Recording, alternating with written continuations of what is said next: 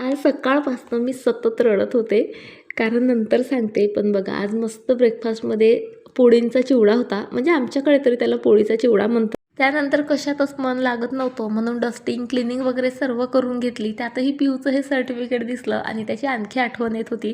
काय झालं ना, आज सकाळी उठला तेव्हाच सारखी चिडचिड चाललेली त्याची, आणि त्यामुळे माझ्या हातचा त्याला प्रसादही मिळाला आणि रागवली सुद्धा. आणि त्यामुळे ना जाता जाता त्याने मला मिठीतही घेतलं नाही, आणि त्याचाच मला पश्चाताप येत होता. म्हणून जे आहे आता त्याच्यासाठी मस्त कस्टर्ड मिल्क त्याच्या आवडीचं बनवते आहे. काही नाही, 1 लिटर दूध जे आहे उकळून घेतलं, अर्धी वाटी साखर आणि 2 चम्मच फक्त कस्टर्ड पावडर मिक्स करून टाकली दुधात. 2-3 चम्मच व्हॅनिला एसेन्सही घातला, त्यामुळे मस्त चव येते आणि स्मेलही छान येतो. ते थंड होईस्तोवर जे आहे इकडे मस्त त्याचं क्रॉप्स तुटले होते ते पण चिपकवून घेतले. तोही आला, आणि मला माहीत होतं हे दूध पाहून तो मस्त आनंदित होईल, आणि झालंही तसंच. त्याने पटकन मला मिठीच मारली. त्यानंतर आरोही आली, आणि आरोहीसाठी मस्त असे घरात जे काही फ्रूट्स होते ते कट केले आणि फ्रूट कस्टर्ड बनवून दिलं.